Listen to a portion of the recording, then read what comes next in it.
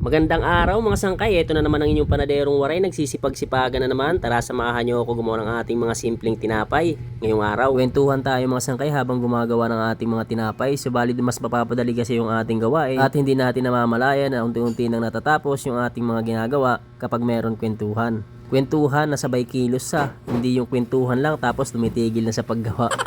So bali bago nga pala ako naging baker or namasukan sa isang panaderia mga sangkay is nahasa muna ako sa gawain sa bukid. Na kung ihahambing ko yung ginagawa ko sa bukid kumpara sa bakery is mas mahirap po talaga yung gawain sa bukid. Kaya nung namasukan na ako sa bakery is alam ko talagang kakayanin ko. Ang kailangan ko lang talaga sa bakery is makabisado yung mga ginagawa sa araw-araw. Siguro nasa bukid pa rin sana ngayon yung aking hanap buhay kung hindi ako naging isang panadero. Lalong-lalo pa hindi naman ako nakapagtapos sa aking pag-aaral. Itong aking kinukwento is base lamang ito sa aking karanasan mga sangkay na ang bawat isa sa atin ay may kanya-kanyang yugto ng buhay. Padpad nga pala kami sa probinsya ng Samar nung ako'y 9 years old pa lamang. Sa kadahilan ng maagang pagpanaw ng haligi ng aming tahanan. At doon ko naranasan ang hirap ng buhay. Sa murang edad ay natutong maghanap buhay. Yung tipong papasok ka pupunta ka sa bukid na kumakalamang yung sikmura. Swerte ka kung meron tutong na matitira sa umaga. Mag-aantay ka ng 10:30 to 11 para diretso na pananghalian. At kung minsan pag naabutan ng ulan ay magtitiis ka na basa habang gumagawa o nagtatrabaho. Hindi ko sinasabing lahat ng nagtatrabaho sa bukid ay ganito ang naranasan. Pero alam kong marami ang nakaranas ng katulad ko ang naging sitwasyon ng pamumuhay sa bukid. Kaya habang tumatagal ay unti-unting nabubuo sa isipan ko ang mga plano na pansamantalang lisanin muna ang aming lugar para maghanap ng ibang pagkakakitaan. 9 years old ako mga sangkay nung sumama ako dun sa mga kaibigan ko, pinsan ko na gusto din nilang kumita ng pera sa pamamaraan ng pagkakarga ng kupras. Kargador mga sangkay, ikaw mismo magbubuhat ng kupras mula sa pinaglutuan ng mga nyog papunta kung saan nila ibebenta yung kanilang kupras. Bale ginagawa ko lang to mga sangkay sa tuwing walang pasok,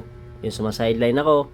At minsan naman kung walang kupras na kinakarga is nasa tindahan ako ng aking tiyahe, may nagbabagsak sa kanila ng tinapay at kami naman nagde-deliver patungo sa mga iba't ibang tindahan ng aming barangay. Bali sa pagde-deliver namin mga sangkay is walang motor, walang sasakyan. Tanging ako lang din nagdadala o nagbubuhat ng mga tinapay. Kung tawagin sa amin is alat, yung lalagyan, alat. Yung hakutan ng nyug mga sangkay, inuulit ko, tuwing walang pasok ko lamang ito ginagawa mga sangkay. At nung nagtungtong na ako ng high school, first year high school is, kapag walang pasok, naisipan ko naman maging budigero sa isang bentahan ng kupras. So bali ang trabaho namin doon is magbilad ng kupras at kapag hapon na wala ng araw is aalisin na namin yung kupras, ibabalik na namin sa bodega. At kung ano-ano pang arawan na pinasok kong trabaho sa bukid. At kalaunan ay yun na nga napagdesisyonan kong magtrabaho sa syudad.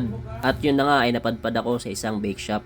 Una kong trabaho sa bakery. At simula nang nakapagtrabaho na ako sa bakery mga sangkay, hindi na ako nakabalik sa pagtatrabaho sa bukid dahil talagang pinagtuunan ko na, ginusto ko na talagang matuto at talagang tinutukan ko na hanggang sa marami na akong natutunan ng mga tinapay sa paggawa. Hanggang sa nagkaroon na ng maliit na panaderya, sariling panaderya dahil talagang tumatak sa isipan ko kung gaano kahirap ang pamumuhay sa bukid. Yung hirap na yun yung nagbigay sa akin ng tatag, inspirasyon at mga plano para kahit papaano ay maangat ko kahit na konti ang aking pamumuhay.